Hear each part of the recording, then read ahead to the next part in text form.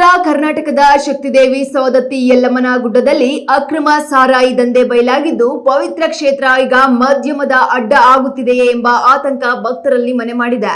ಲಕ್ಷಾಂತರ ಭಕ್ತರ ಆರಾಧ್ಯ ದೈವ ಸವದತ್ತಿ ಯಲ್ಲಮ್ಮನ ಸನ್ನಿಧಿಯಲ್ಲಿ ಈಗ ಭಕ್ತಿಯ ಬದಲು ಅಕ್ರಮದ ವಾಸನೆ ಬಡಿಯುತ್ತಿದೆ. ಕ್ಷೇತ್ರದ ಸುತ್ತಮುತ್ತಲಿನ 3 ಕಿಲೋಮೀಟರ್ ವ್ಯಾಪ್ತಿಯಲ್ಲಿ ಮದ್ಯ ಮಾರಾಟ ನಿಷೇಧವಿದ್ದರೂ ಇಲ್ಲಿನ ಕೂಲ್ ಡ್ರಿಂಕ್ಸ್ ಮತ್ತು ಐಸ್ ಕ್ರೀಂ ಅಂಗಡಿಗಳಲ್ಲಿ ಗುಪ್ತವಾಗಿ ಸಾರಾಯಿ ಮಾರಾಟ ಮಾಡಲಾಗುತ್ತಿದೆ ಎಂಬ ಗಂಭೀರ ಆರೋಪ ಕೇಳಿಬಂದಿದೆ. ಹಣದಾಸೆಗೆ ಬಿದ್ದ ಮಾಲೀಕರು ಪವಿತ್ರ ಕ್ಷೇತ್ರವನ್ನೇ ಮಲಿನ ಮಾಡುತ್ತಿದ್ದಾರೆ. ಇತ್ತ ಎಲ್ಲವೂ ತಿಳಿದಿದ್ದರೂ ಅಬಕಾರಿ ಇಲಾಖೆ ಮತ್ತು ಪೊಲೀಸರು ಕಣ್ಮುಚ್ಚಿ ಕುಳಿತಿದ್ದಾರೆ ಎಂಬುದು ಭಕ್ತರ ಆಕ್ರೋಶಕ್ಕೆ ಕಾರಣವಾಗಿದೆ.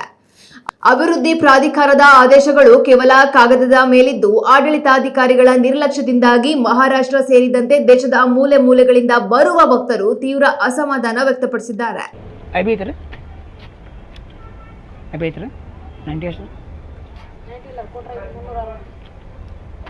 ವಾಟರ್ 360 ಕನ್ನಡ ಬೇರೆ ಇಲ್ಲ ಮರ 90 ಯಾವ್ದಾವ್ರಿ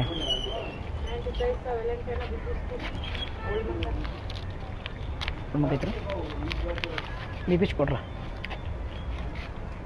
ಎಷ್ಟು ಅಮೌಂಟ್ 120 ಉತ್ತಾರ ನೋಡ್ರಿ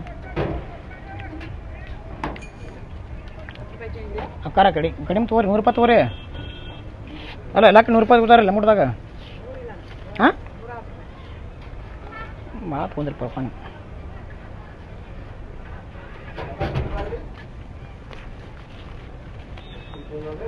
ಮತ್ತೆ ಬೇರೆ ಯಾವ ಮತ್ತೆ ಇವಲ್ಲ ಬೇರೆ ಯಾವ್ದು ಮತ್ತೆ ಯಾರು ಓಲ್ಡ್ ಬಂಕ ಚಾಯ್ಸ್ ವ್ಯಾಲೆಂಟೈನ್ ಆಯ್ತು ತಗೋರಿ